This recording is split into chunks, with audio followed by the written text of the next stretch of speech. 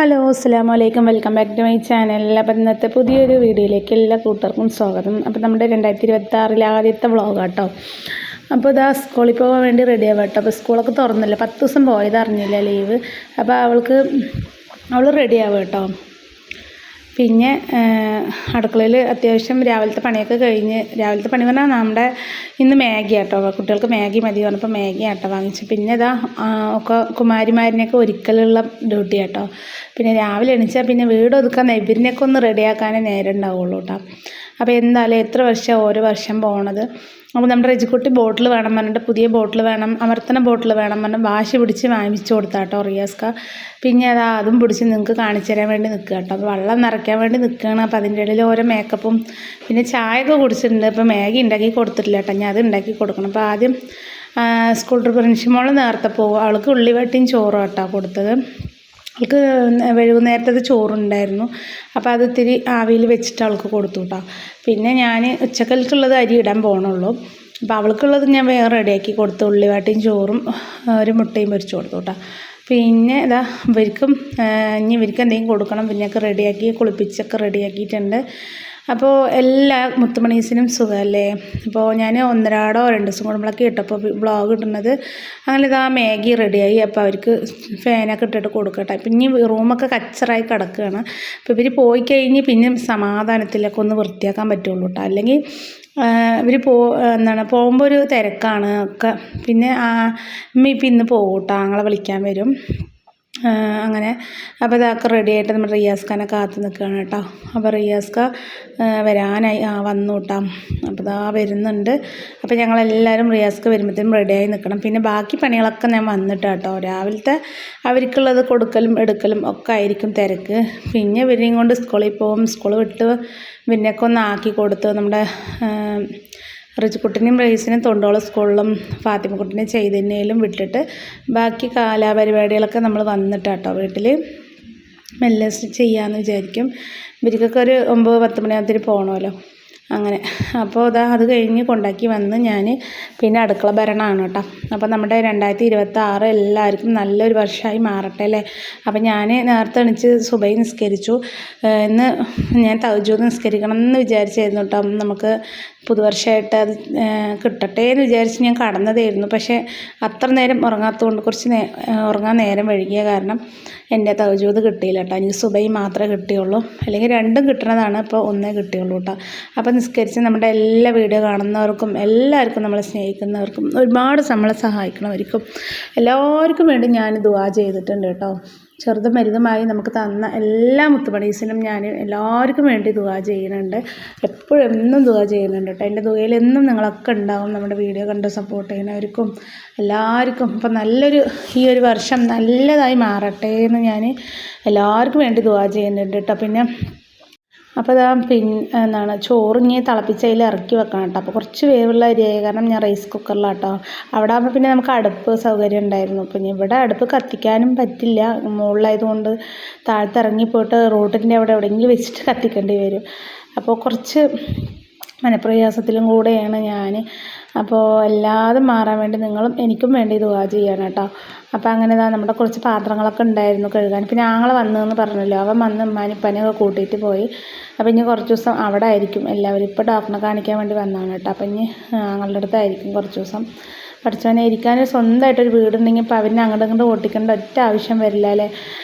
എൻ്റെ അടുത്ത് തന്നെ ഞാൻ ഇരുത്തിയിട്ടുണ്ടാവും. എനിക്കിരിക്കാനൊരു വീടില്ലാത്ത ഭയങ്കര ഒരു വിഷമമാണ് കേട്ടോ മനസ്സിലേക്ക്. കാരണം ഉമ്മാനിപ്പോൾ അങ്ങോട്ടും ഓട്ടിക്കേണ്ട ഒരു അവസ്ഥ വരികയാണ്.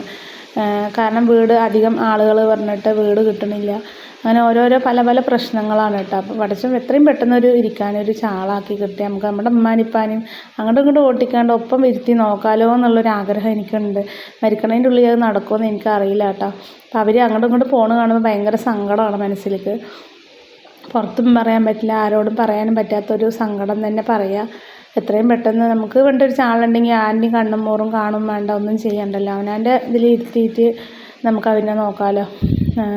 പിന്നെ പറഞ്ഞതിന് ഒരുപാട് കാട് കയറിപ്പോവും.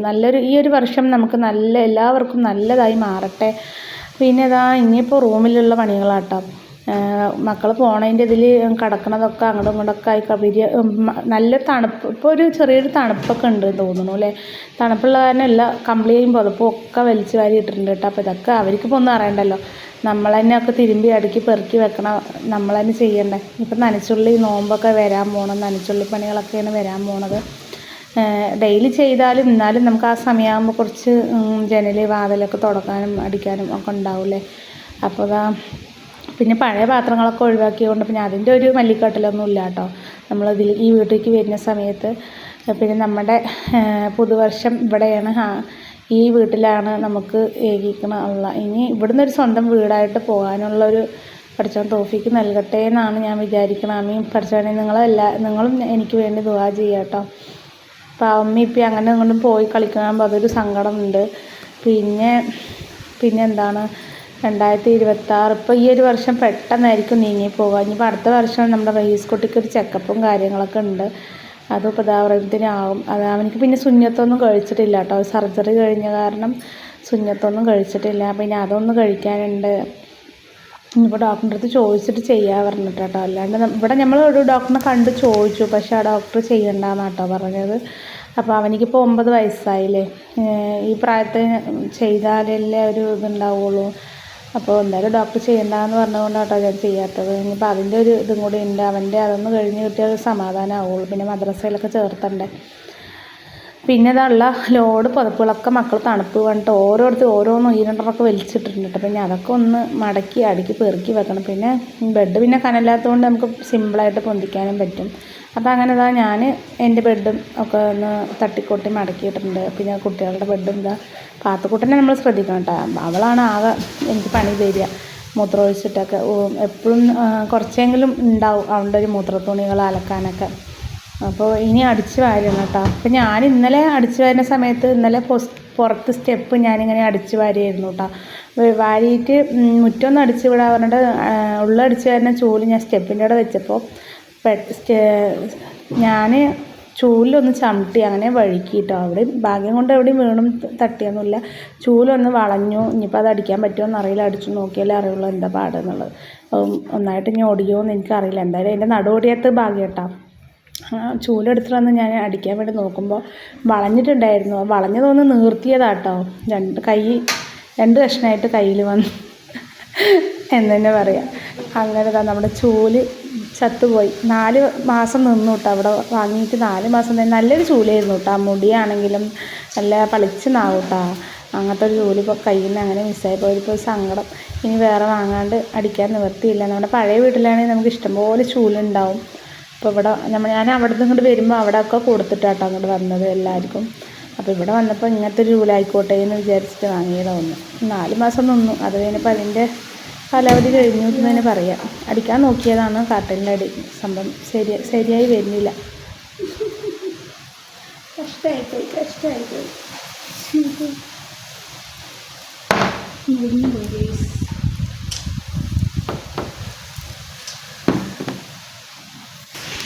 അയ്യോ ഗേസ്, എൻ്റെ ചൂലൊടിഞ്ഞു പോയി ഗേസ്. ആളുള്ളൊരു ചൂലാണ്. ഇനി ഇതെങ്ങനെ അടിക്കുക?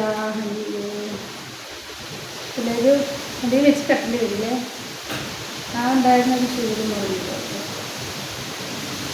ഇത് കമ്പിയിലുണ്ട്. നല്ല കാറ്റിട്ടവിടെ നമുക്ക് എന്താ കാറ്റടിക്കണം.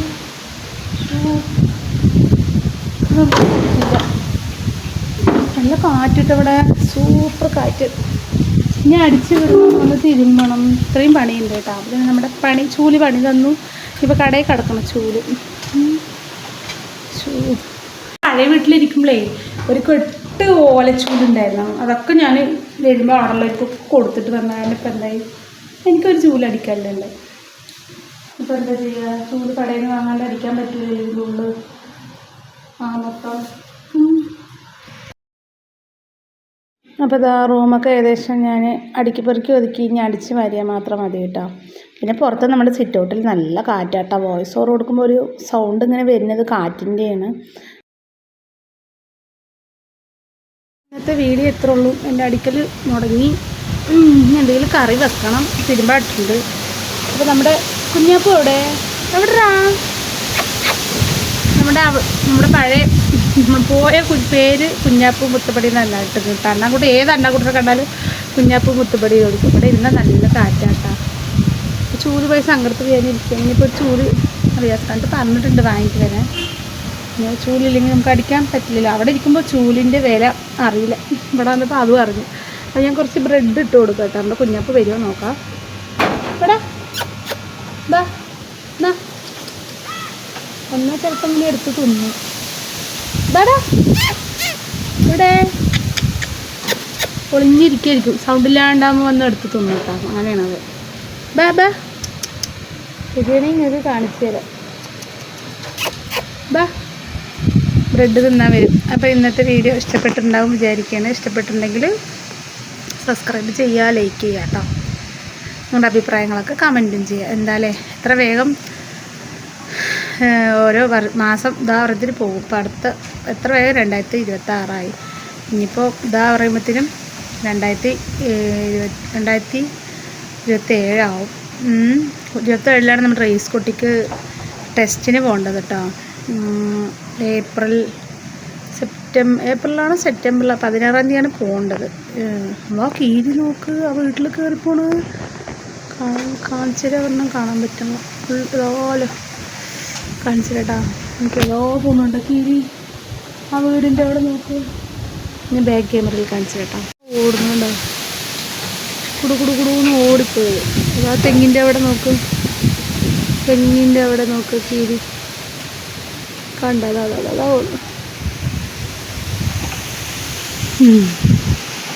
ഈ ഒരു വർഷം നല്ലതായി മാറട്ടെ അല്ലേ.